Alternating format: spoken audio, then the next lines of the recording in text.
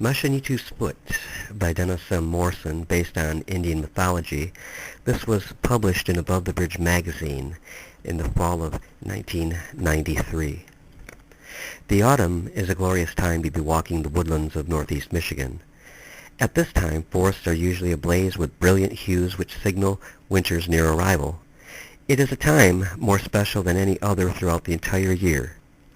It was on a warm fall day that I ventured into the woods near Harrisiville, Michigan. Being a bottle collector, I was looking for a good place to dig before winter froze, locking up the great storehouse until the following spring. On such a perfect day, I never expected to find something so foul. My metal detector sounded, and I became excited, as I always do. Usually, where I find metal, I also find bottles. I took out my shovel and carefully began digging. Moments later, I heard a loud clunk as my shovel struck stone. I began clearing away the dirt. A peculiar greenish stone was revealed against the rich black earth. Taking the stone from the ground, a chill ran down my spine. The stone was a perfect representation of a foot cut off just above the ankle. It was a twisted, pitted appendage, narrow, with the toes curling upward like those of a pixie. I had read of this foot in ancient legends handed down to our times by word of mouth from mystical shamans. This was Machinitos' foot, and Machinito is the great spirit of evil on the northeast woodlands. Algonquin legend has it that Shamanatau is the master of all life, that he created all living things. Shamanatau created the evil one by accident. It was on the island of Merowak between Alpena and Mackinac, Michigan. When Shamanatau desired to create new forms of life, he would come to Merowak. It was a spacious island giving plenty of room for his work, and being surrounded by water gave him the solitude which he needed for his sacred pursuits. Some of Shamanatau's creations were quite large, and the strength they possessed made it difficult for the Creator to control them. Sometimes he would set the creatures to life on the island of Merowak. Then he could stand back and watch his creations. If they did not please him, he could take the life from them. An early writer, Henry R. Schoolcraft, had this to say about the island Merowak. He wrote, "He would set up a mammoth or other large animal in the center of the island and build him up with great care, somewhat in the manner that a cabin or canoe is made. Even to this day may be found traces of what had been done here in former years, and the manner in which the earth sometimes sinks down shows that the island is nothing more than a great cake of earth, a sort of platter laid upon the sea for the convenience of Shamanatau, who used it as a table upon which he might work, never having designed it for anything else but that. Other creations of Shamanatau enjoyed watching him at his work. The Nibangawegs, water spirits, the Pukwudgies, which were fairies, and all the minor Manitus or spirits would observe and wonder how the creature would act. The old shamans would tell, at one time Shamanatau was a very long while building an animal of such tremendous bulk that it looked like a huge mountain on the middle of the island, and all the spirits came to see what it was. The little Pukwudgies especially made themselves very merry, scampering behind its great ears, sitting within its mouth, each perched upon a tooth, and running in and out of the sockets of the eyes. They, though, Shamanatau, who was busy with other parts of the beast, could not see them, but he did, and he smiled tenderly.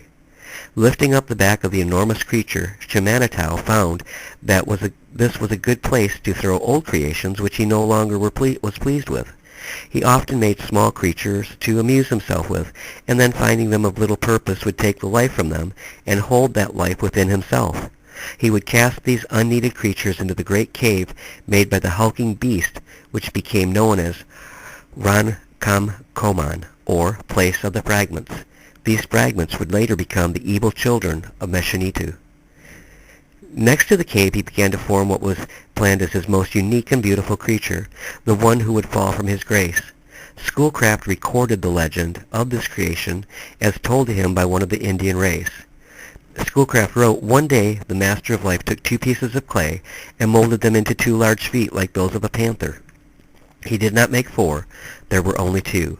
He stepped his own feet into them and found that they tread very light and springy, so that he might go with great speed and yet make no noise. Next he built up a very tall pair of legs in the shape of his own, and made them walk about a while. He was pleased with the motion. Then followed a round body with large scales like an alligator. He now found the figure doubling forward, and he fastened a long black snake that was gliding by to the back part of the body and let it wind itself about a nearby sapling, which held the body upright and made a very good tail. The shoulders were broad and strong like those of a buffalo and covered with hair, the neck thick and short and full at the back. Thus far Shamanitow had worked with little thought, but when it came to the head, he thought a long while. He took a round ball of clay into his lap and worked it over with great care. While he thought, he patted the ball on the top, which made it very broad and low. He remembered the Pukwudgies playing in the eye sockets of the great unfinished animal, and he bethought him to set the eyes out like those of a lobster so that the animal might see upon every side. He gave him a forked tongue like that of a serpent. He should see all things and know all things. Here Shamanitow stopped, for he saw that he had never thought of such a creation before, one with but 2 feet, a creature who should stand upright and see upon every side.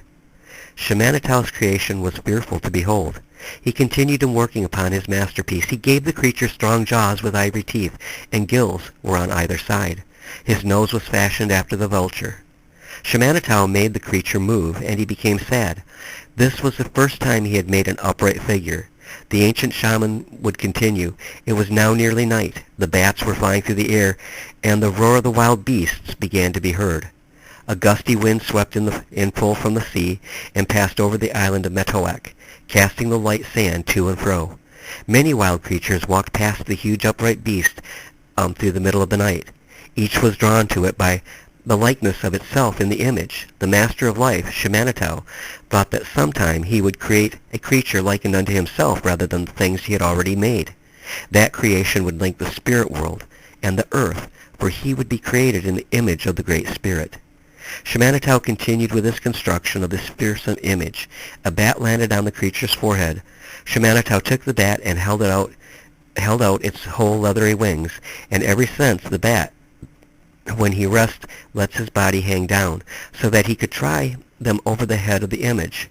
He then took the life of the bat away, and he twisted off the body, by which the whole thin part fell down over the head and upon each side, making the ears, and a covering for the forehead like that of a hooded serpent. With a father's tenderness, Shamanitow crafted a strong chin, and lips which were round and firm, that they might shut in the forked tongue and the ivory teeth.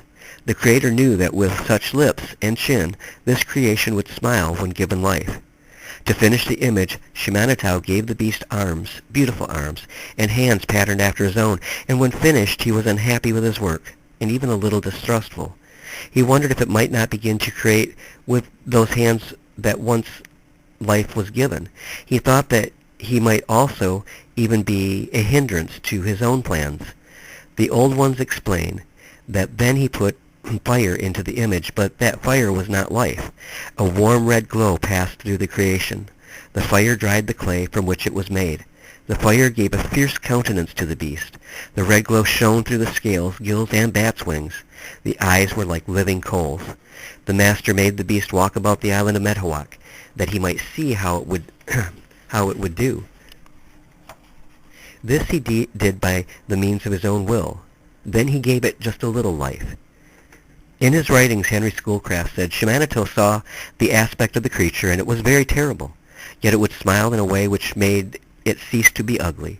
He felt it would not be best to let such a creature live, a creature made up mostly from the beasts of the field, but with hands of power, a chin lifting the head upwards, and lips holding all things within themselves. While thinking on these things, Shamanitow took the image in his hands and cast it into the cave, but he made a mistake. Shamanitow forgot to take the life out of it. This bull creature lay among the other cast-off, and for a long time did not move, as his fall had been a great one. And after many seasons, Shamanitow heard rumblings from the cave. He looked in and saw the creation sitting there, working to put the other cast-offs back together.